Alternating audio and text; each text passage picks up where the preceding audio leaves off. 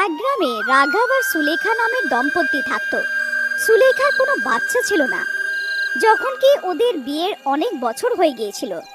এক রাত সুলেখার একটা স্বপ্ন আসে, যাতে সে একটা বাজে শক্তিওয়ালা শয়তানি বাচ্চাকে দেখে।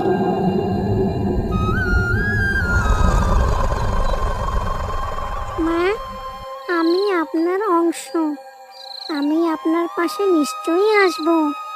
তারপরে আমরা দুজন মিলে এই পৃথিবীতে রাজত্ব করব। এত ভয়ানক স্বপ্ন দেখে সুলেখার ঘুম ভেঙে যায়, কিন্তু সে কাউকে কিছু বলে না। একদিন সেই গ্রামে একটা সাধু আসে। অলক নিরঞ্জন, অলক নিরঞ্জন। গ্রামের মহিলারা সাধু বাবার আওয়াজ শুনে বাইরে আসে। সুলেখা বাবাকে হাত জুড়ে নমস্কার করে। বাবা, আপনি কি হাতের রেখাও দেখেন? হ্যাঁ মা, জিজ্ঞেস কর, কি জিজ্ঞেস করার আছে? বাবা, আমার বাচ্চা নেই, চিকিৎসা করিয়েছি তাও বাচ্চা নেই, বলুন কিছু উপায়। বাবা সুলেখার হাত ধরে দেখে।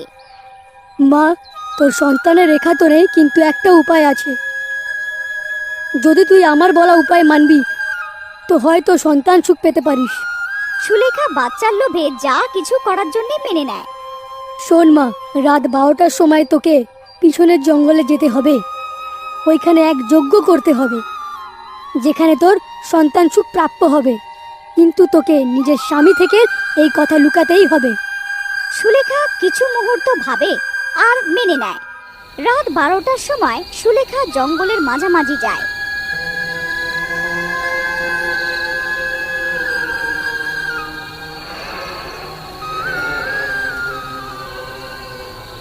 আর বাবা ওখানে যজ্ঞ শুরু করে। পুরো একটা প্রহর পর্যন্ত যজ্ঞ চলতে থাকে। তারপর সকাল হওয়ার আগে সে বাড়ি এসে যায়, যাতে তার স্বামী সন্দেহ না করে। কিছু মাস পরে, আরে সুলেখা, তোর তো এখন পেট নজরে আসছে, খাবার দাবার খেয়াল রাখছিস তো? এরম সময় খাবার দাবার খুব খেয়াল রাখা উচিত। হ্যাঁ, সেটা তো ঠিক, কিন্তু কি করব, কাজ করার ক্ষেত্রে তো আমি একাই। আরে নিজের শাশুড়িকে ডেকে ফেল কিছু মাসের জন্যে, সে এসে যাবে তো তোর কিছু সাহায্য হয়ে যাবে। হ্যাঁ বোন, তুমি ঠিক বলছো, আমি রাঘবকে বলি আজ রাতে যখন রাঘব বাড়ি আসে। আমার পেটে খুব ব্যথা করছে, কিছু করো। আরে আরে, ঠিক আছে তো? তুমি কিছু উল্টোপাল্টা খেয়ে ফেলোনি তো? আমি বলছিলাম কি, একটু মাকে ডেকে নিই কিছু মাসের জন্য, আমার সাহায্য হয়ে যাবে। হ্যাঁ, কথা তো ঠিকই তোমার। দাঁড়াও, আমি কথা বলছি। কিছুদিন পর রাঘব নিজের মাকেও নিয়ে আসে। এখন সুলেখার দিন কাছে আসতে থাকে। কিছু মাস পর এক রাত সুলেখার খুব জোরে পেটে ব্যথা হয়। আরে শুনছো, কিছু করো, ওঠো, আমার পেটে খুব জোরে ব্যথা হচ্ছে, খুব জোরে।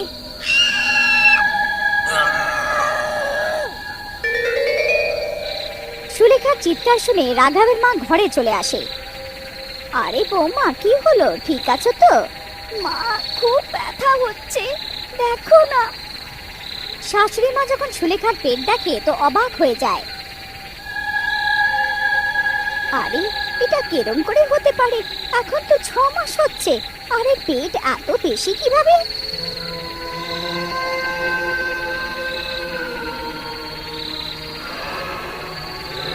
মা রাঘবকে সুলেখাকে হসপিটালে নিয়ে যেতে বলে। সুলেখার ব্যথা আরো বেড়ে যায়। ডক্টর তার ডেলিভারি করতে থাকে সার্জারির দ্বারা, কিন্তু সুলেখার দ্বারা জন্মানো বাচ্চা দেখে নার্স অবাক হয়ে যায়। বাঁচাও, বাঁচাও! নার্স এর মধ্যে কাউকে ডাকতে পারতই কি, ওই শয়তানি বাচ্চা নার্সের গলা টিপে তাকে মেরে ফেলে।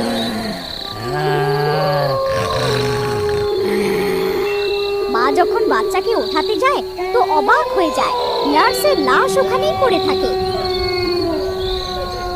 আর ওই শয়তানি বাচ্চার হাত পা বড় বড় হয় আর চোখ থেকে কালো ধোঁয়া বেরোতে থাকে।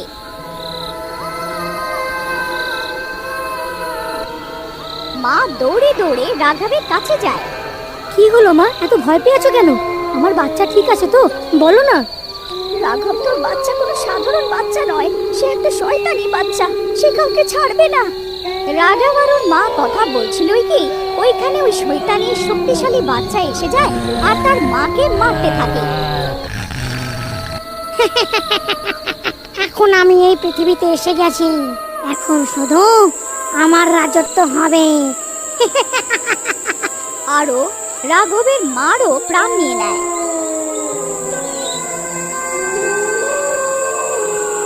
এ তুমি কি করলে?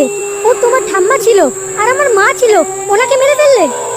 কারণ সে আমার রাস্তায় আসছিল, আমাকে দেখে খুশি হয়নি সে, তাই জন্য মেরে দিলাম আমি তাকে। তো তুমি চাওটা কি? জোর, কালো শক্তি।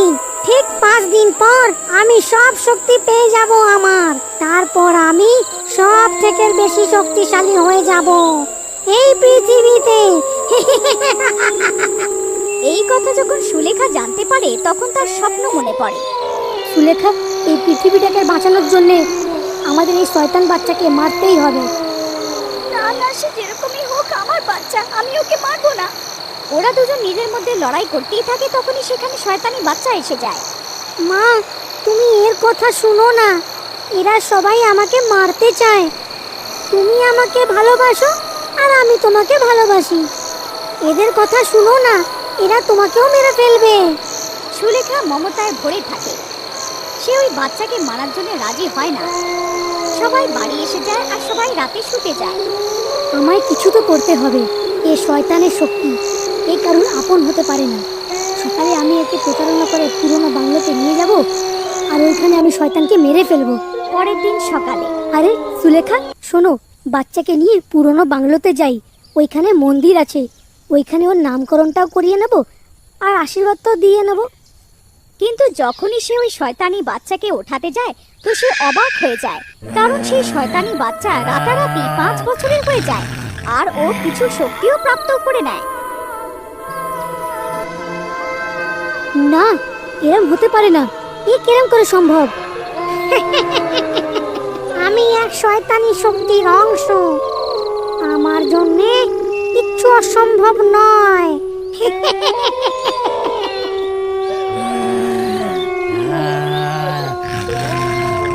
না না, এরকম করো না বাবা, এটা তোমার বাবা। তাহলে এই আমাকে মারার জন্য কেন ভাবতে থাকে?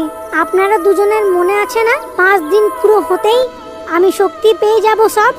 ততদিন আমার সাথে ভালোভাবে থাকুন, না হলে আমি কাউকে ছাড়বো না। রাঘব সুলেখাকে পরে ইশারা করে, তারপর ওরা দুজন ওকে নিয়ে পুরনো বাংলোয় নিয়ে যায়।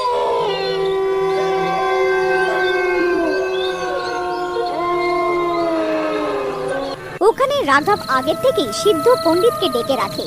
দেখো, তোমার যা করার করো, কিন্তু আমার বাচ্চার কিছু না হয়। তুমি চিন্তা করো না, আমি কথা বলে নিয়েছি। এই পুজোতে যে ইষ্ট দেবতার চমকিত নজর এই শয়তানের উপরে পড়বে তো তার বাজে শক্তি সব বেরিয়ে যাবে।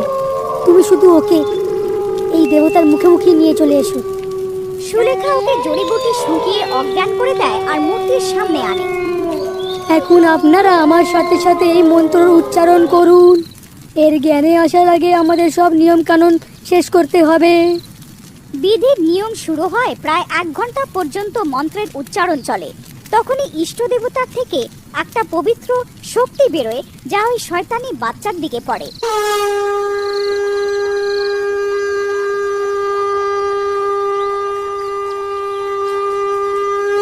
কিছুক্ষণে তার জ্ঞান এসে যায়। আমি কে আর আপনারা কারা? বাচ্চা এখানে ওখানে দেখে ঘাবড়ে যায়। সোনা, আমি তোমার মা আর এ তোমার বাবা, এনার থেকে তোমার কোনো বিপদ নেই। শয়তানি বাচ্চার বাজে শক্তি শেষ হয়ে যায়। ওই 3 জনের ওখান থেকে যেতেই ওই পণ্ডিতের চোখ কালো হয়ে যায় আর সে ভয়ানক হাসি হাসতে থাকে।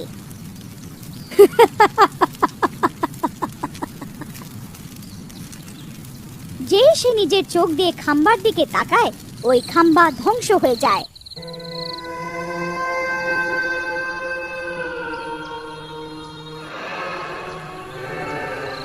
তার চোখ চমকাতে থাকে।